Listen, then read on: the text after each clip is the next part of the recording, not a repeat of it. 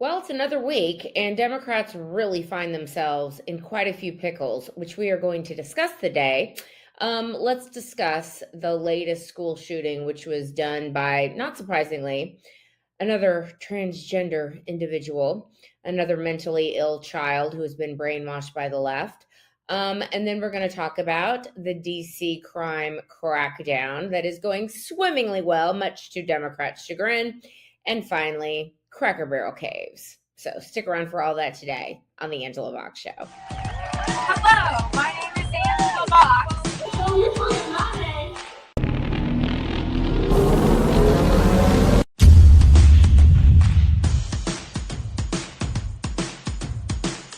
Okay, there's a lot to get to with this latest tranny shooting. And I know I'm saying this like tongue in cheek, but it's actually incredibly serious and incredibly sad. In Minnesota, Minneapolis, a hotbed of crazy, a hotbed of Democrat lunacy regarding transgenderism. A mentally ill boy cosplaying as a girl because his mommy and daddy basically pushed him into it and brainwashed him.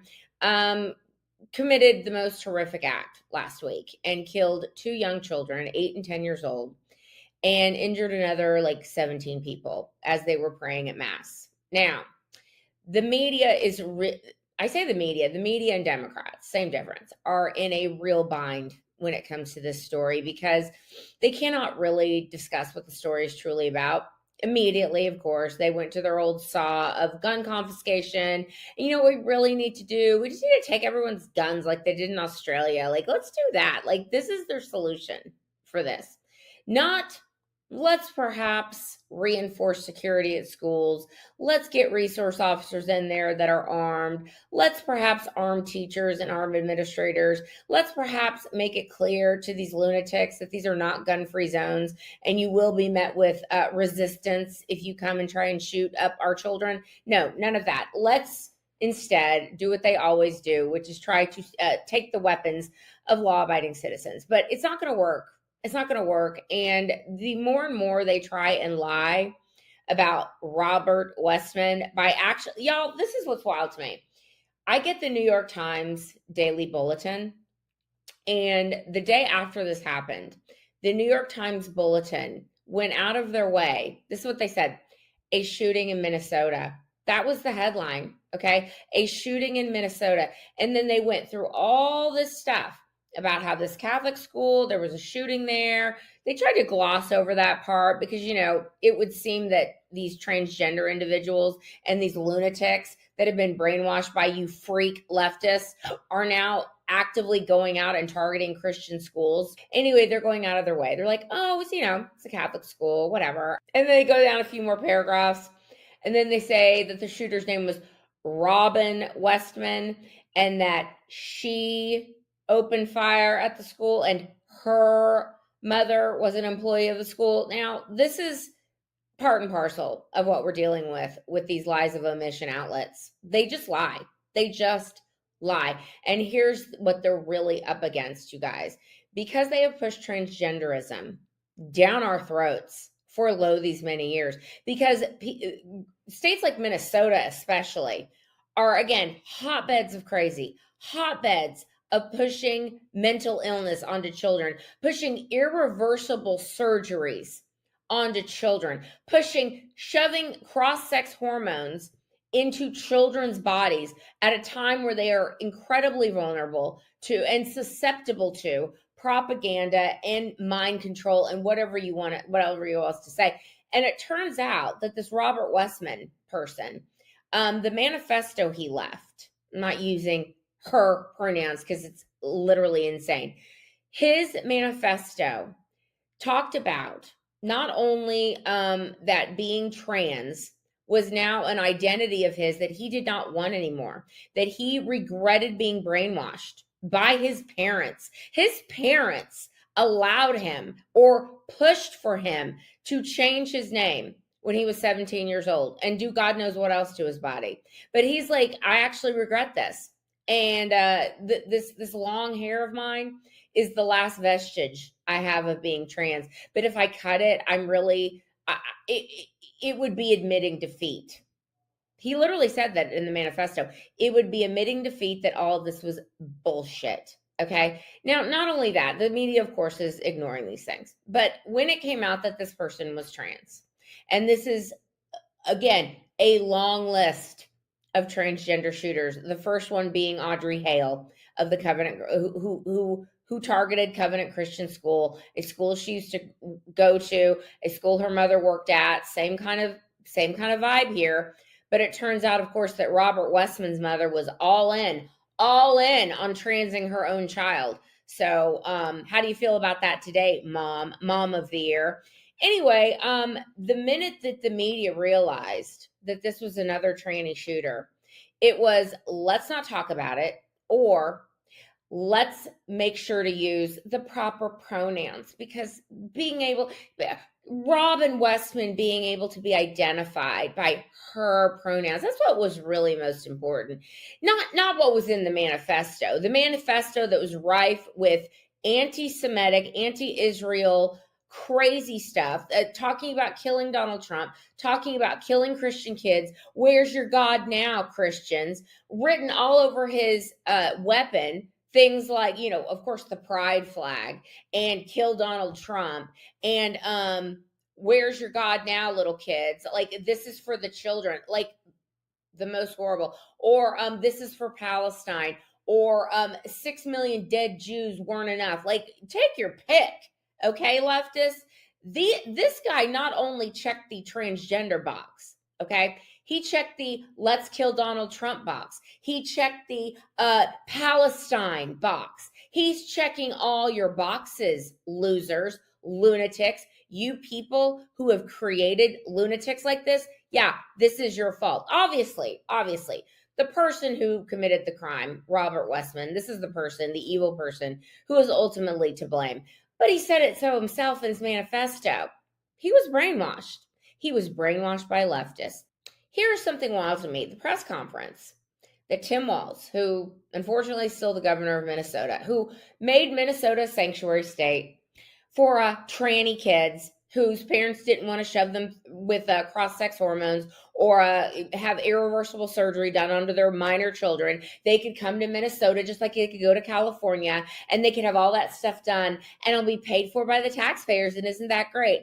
In the press conference, he and Jacob Fry, who is the mayor of Minnesota, an attractive leftist, but a beta leftist nonetheless. Jacob Fry, who cried at the coffin of St. George Floyd of fentanyl.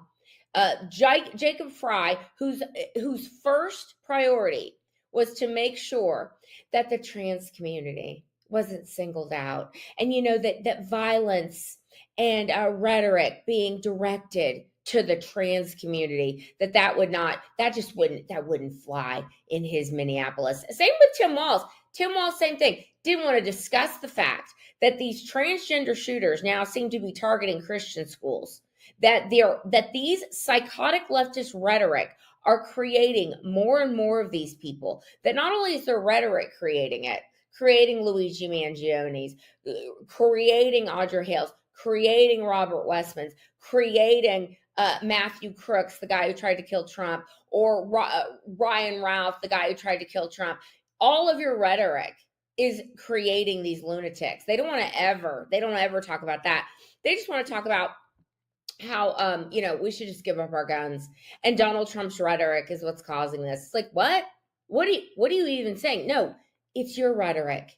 It's your brainwashing of vulnerable kids who all of a sudden, over the last 5 years, very strange coincidence that this all happened when you decided you wanted to lock everybody down until the end of time. And then you had them right where you wanted them, didn't you, leftists? You had those kids right where you wanted them. You had them on TikTok, you had them on Instagram, glorifying transgenderism, saying this is perfectly normal, and that there's something wrong with the rest of us for wanting to stop vulnerable children from doing irreversible harm to themselves.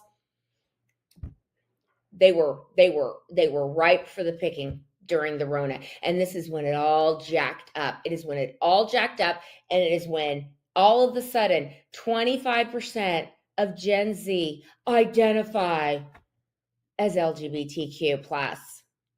It's not a coincidence, you guys. These people are pure evil. They don't want to talk about what's really going on. When we found out the guy was trans, you knew it would be gone in 3, 2, 1 poof. But thankfully, thanks to Free X, thanks to conservative media, this story is not going away. And these people are going to have to answer for what they've done and the lies they've spewed and the propaganda they have pushed onto vulnerable people who are now, it would seem, having quite a vendetta against Christian people and against people that support Donald Trump. That's your fault. Democrats have a real come to Jesus, for lack of a better term, ahead of them. They can either retreat on this nonsense transgenderism and the push to try and brainwash young children into changing who they are at the most basic level of humanity that they are, or they're going to keep going. My guess is that they're going to keep going because they know that without the if they turn on the trannies, that's going to be bad for them because Antifa will come after them really hard, and they don't want that. So enjoy the bed that you've made, Democrats, because this is all your fault. Speaking of things that are also Democrats' fault, the crime rates in blue cities. I'm not going to belabor this point, but it does bear talking about. Donald Trump has taken over D.C. The National Guard has taken over D.C. Is helping the local police force out there, cleaning up the city. And there are TikToks all over the place and people making videos of things that once were and now are, and seeing the just the cleanup alone has been dramatic, and it continues on and continues on. And we have resident after resident coming out saying, thank you, Donald Trump, for doing this, because we have been living in a hellhole for these many decades. And this is the dirty little secret the Democrats are really afraid of. Well, first of all, Muriel Bowser, the mayor of DC, has now come out and begrudgingly admitted that Trump's DC crackdown has made a big difference in crime. I mean, what is it, like 13, 14 days now with no murders? Like, what? DC is a very, very unsafe place. That is an incredibly high homicide rate. And for no murders for almost 2 weeks is unheard of. And so the crackdown going on in the poorest of the poor neighborhoods, which Democrats claim, those are their constituents. We got you. Here's a turkey at Thanksgiving. Here's some food stamps. Continue to have as many kids as you want. We're gonna send your kids to these horrific schools. They're not gonna learn anything. They're gonna learn how to behave like absolute zoo animals and have no socialization skills and just be a playground to prison pipeline, just pumping out Democrat voters.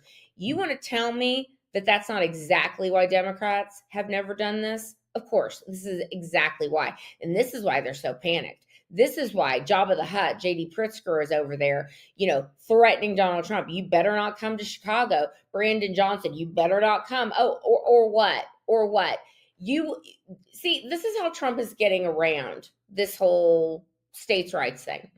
It's that you have made your states and your cities unsafe and unlivable for your citizens, the citizens that you go and beg for votes for every 4 years, the citizens who you say, I don't know, we just can't do anything about it. It's Trump's fault that, murders through the roof and shoplifting's through the roof. It's those Republicans' fault. And now, guess what? Now people that live in blue cities in Washington, D.C., because what a spotlight. Isn't Trump genius putting a spotlight on Washington, D.C., where all these reporters live, where all these reporters are going to have to begrudgingly say, it's a little better. It's actually a lot better, and it's only been like 3 weeks. Like, can we have more of this?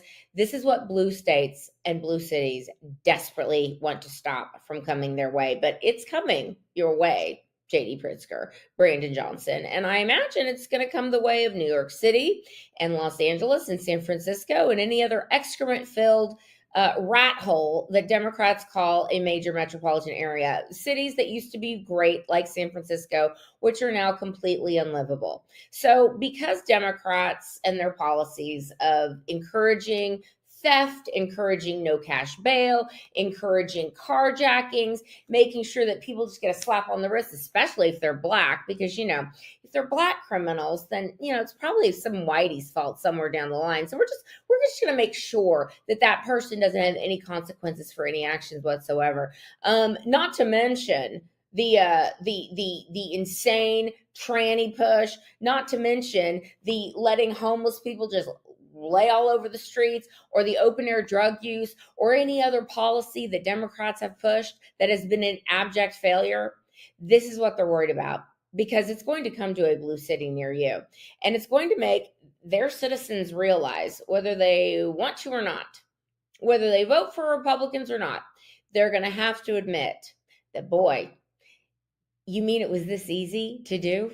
You mean that it wasn't like we didn't have to move mountains or spend, $40 billion to clean up the city? You mean it was this easy to do, to enforce the law and to get people off the streets? Yeah, it's going to be real easy. And these Democrats are so screwed. And it couldn't come at a better time, right before the midterms. So, effing around and finding out all over the place, aren't we, Democrats? Okay, finally, quickly, Cracker Barrel has caved. We all knew this would happen. It happened, honestly, it happened a little quicker than I thought it was going to happen. Although, going back to the Uncle Herschel, the little man at the barrel, which, in a weird way, this whole girl boss fiasco, which if there's anything I would like to see happen, is the end of girl bosses. And I don't mean female bosses in general, because some female bosses are fine, especially the Republican ones. But the ones that call themselves girl bosses, or the ones who are like, I'm a woman and hear me roar and I can do anything a man can do, and then make life hell for their subordinates. We've all worked for a girl boss or two. Anyway, these two girl bosses that took over Cracker Barrel and took over and made them, get pronoun training and LGBT Pride Day and all this crap, while at the same time, taking away the parts of Cracker Barrel that people love, the Americana, the homesick grandma house feeling, the logo that everybody liked, and now everybody knows who Uncle Herschel is. Like that's the irony of this, is that little did they know that the girl boss fiasco of Cracker Barrel would make Americans like, look at Cracker Barrel. And it's funny because now that the girl bosses have been put in their place, everyone's waiting for their pink slips to come. Pink slips, they're firing papers. We don't want to call them pink slips, because that would be enforcing gender stereotypes. They're firing papers. Okay, they're severance packages to come to these girl bosses. And I think that is just around the corner, because this retreat was quite extraordinary.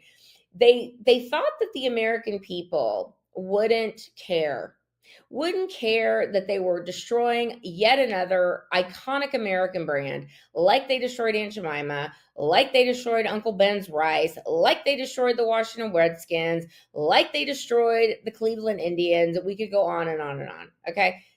They thought that the American people were going to be on board for this. Like, I don't understand why, considering the Bud Light fiasco or the Target fiasco or the Jaguar fiasco. But evidently these girl bosses were like, we just know everything and this is what we're going to do. Well, girl bosses, you got your asses handed to you. So we need another over-under, because they're going back to the logo and they're hopefully going to be putting the grandma stuff back in there. And now people are like, hey, can you do something about the frozen food and the bad salad bar? Great. Make a true renovation of Cracker Barrel. Okay. This I approve of. Now we need to have another over under on when these girl bosses are going to get fired. I give it another week. They are not long for this company. Okay. They are going to be looked at as like, wow, this is like a $700 million rebrand, and it was an absolute disaster. And you basically lost us $1 billion. And then you lost us another $200 million in the stock market when people started to get wind of this nonsense. And not only that, with your pronouns and your pride crap, and who in the world, listen, again, who do these idiot girl bosses actually think their demographic is? Okay. Are they the club kids that are with their 5 pronouns and their gender fluidity going to Cracker Barrel at 2 a.m. after the rave? Like, Who do they think Cracker Barrel's customers are? They are mom and pop. They are middle America. They are Bible Belt people who want to go and have something wholesome and good and feel nostalgic about while being there. They are not club kids, okay, girl bosses. So maybe instead of, undertaking an almost $1 billion rebrand that has now blown up in your faces, maybe next time do some market research and like go into your stores and be like, do you like everything the way it is, or do you want things to change? And I guarantee the things they would want to change would be the quality of the food. That's it. All the other stuff, no. And if they found out that you were pushing pride crap and pronoun training on your employees, they would say 86 that also, girl bosses. So, adios, Cracker Barrel rebrand, and welcome back, Uncle Herschel. Even though, according to the girl bosses, you might be slavery adjacent, but oh well, we win. All right, that's where I'm going to leave today's video. Please let me know what you think down below. Like, subscribe, do all the things, and I'll see you in the next video. I will be done. Bye.